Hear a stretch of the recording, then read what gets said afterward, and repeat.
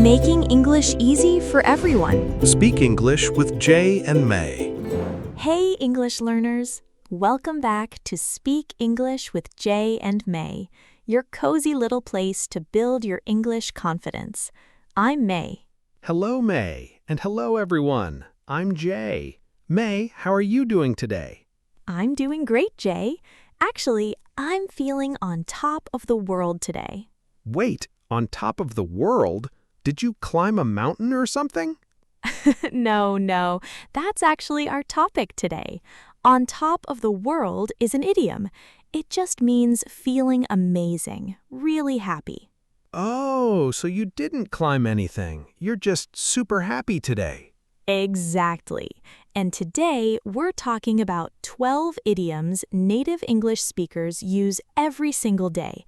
Not in textbooks, in real life, in coffee shops, at work, with friends.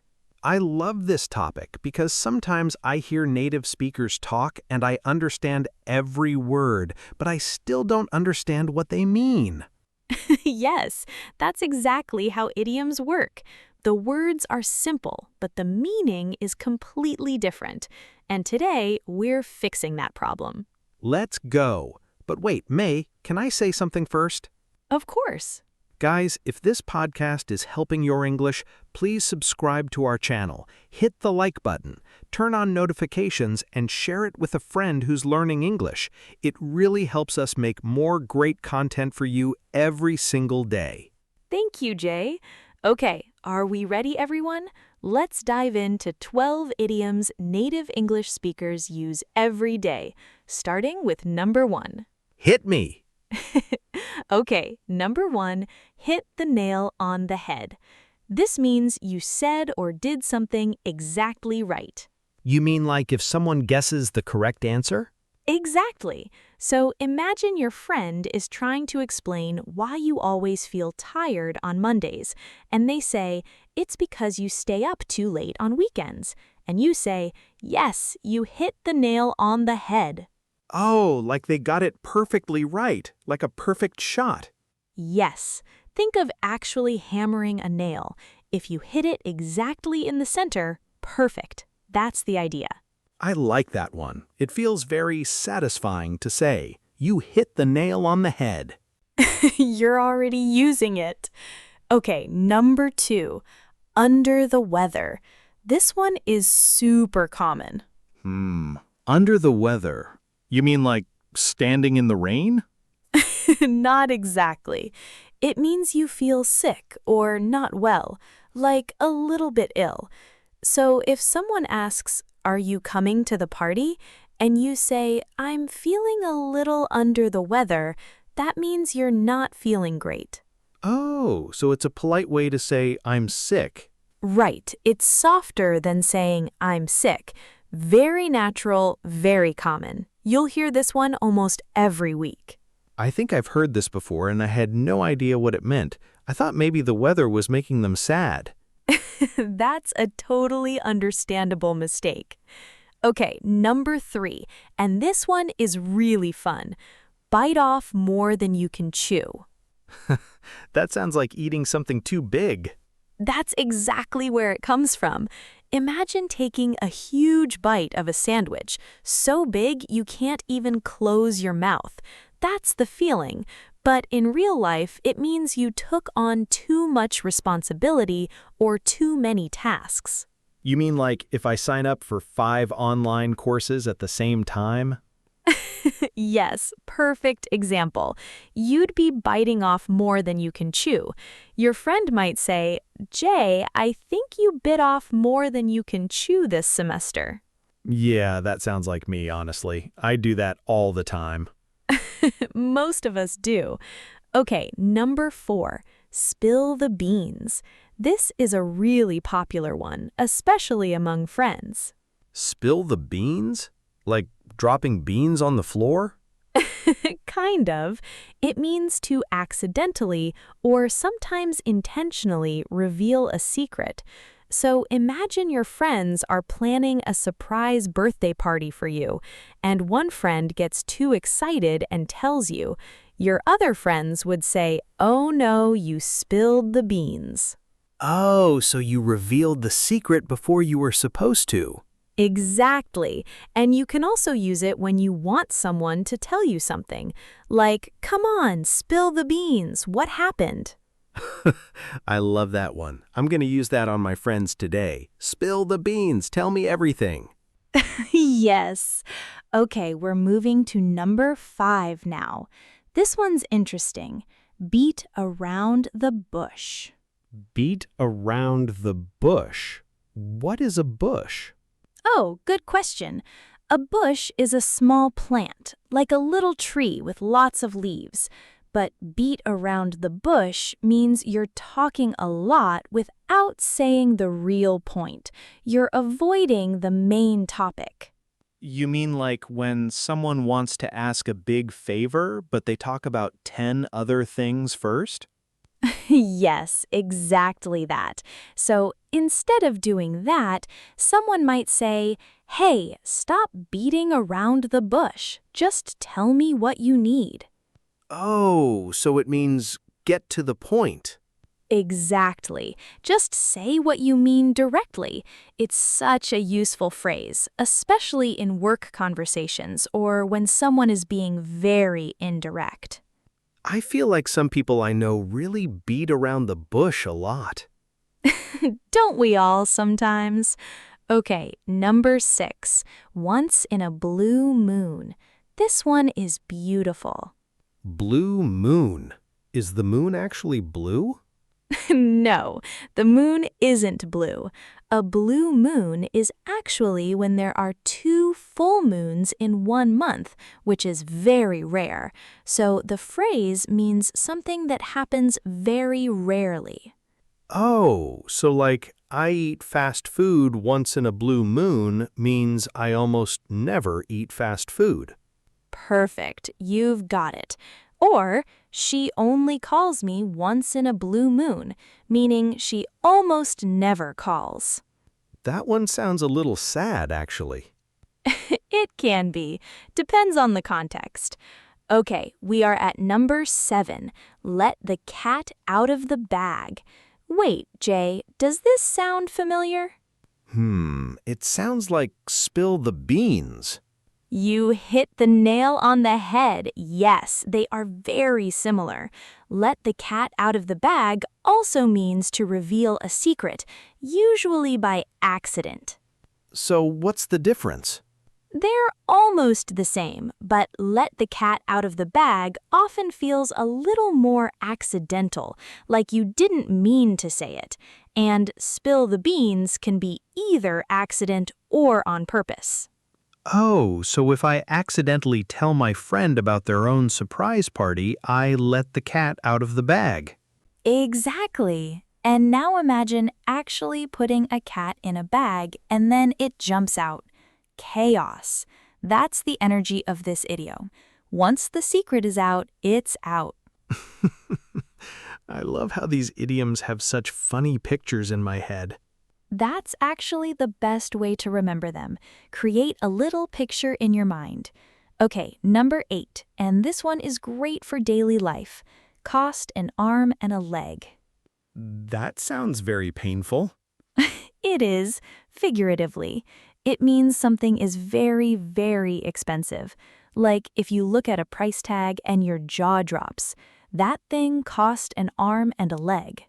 Oh, so like that new phone costs an arm and a leg. Exactly.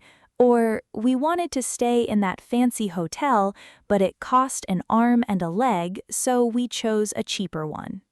I feel this one deeply. So many things cost an arm and a leg these days. Don't they? Okay, number 9. Hit the sack. Short, simple, and very common. Hit the sack? What's a sack? A sack is like an old-fashioned word for a bag, or in this case, a bed. So hit the sack just means to go to sleep. Oh, so like, I'm so tired, I'm going to hit the sack. Perfect. You'd hear this at the end of a long day. All right, guys, I'm going to hit the sack. Good night. This is so natural. I can use this tonight. Yes. Okay, we're getting close to the end. Number 10, get out of hand. Out of hand. Like something flying away from your hand? Kind of. It means a situation becomes out of control. Things got too big, too chaotic, too difficult to manage. You mean like a small argument that turns into a huge fight? Exactly. You might say, we were just joking around, but then it got out of hand. Or the party got out of hand. There were 200 unexpected people. That sounds like a movie scene. It does. Okay, this is where things get really interesting. Number 11 is one of my personal favorites. Burn the midnight oil. Burn the midnight oil? Like a lamp? Yes, historically, before electricity, people used oil lamps to see at night. So if you were burning oil at midnight, you were working very late. Today it means to stay up late working hard on something. Oh, so like students during exam week? Yes, I burned the midnight oil to finish this project. Or she's been burning the midnight oil all week preparing for her presentation. I love this one. It sounds so poetic, like you're a hero working through the night. Exactly that feeling. And our last one, number 12, is the ball is in your court. Ooh, like a tennis court? Yes, exactly like tennis or basketball. When the ball is on your side, it's your turn to move. So in real life, it means it's your turn to make a decision or take action. You mean like if I send someone a job application and I'm waiting for them to reply? Yes, I sent my application, now the ball is in their court. Or if you've done everything you can in a situation, you say, I've done my part, the ball is in your court now. This one feels very powerful, like you're putting responsibility on the other person. Exactly. It's very natural in business conversations, relationships, negotiations, all kinds of situations. Okay, May, I want to do a quick recap because my brain is a little full right now. Good idea. Let's run through all 12 quickly. Number 1, hit the nail on the head. You got something exactly right. Number 2, under the weather. You feel sick or not well.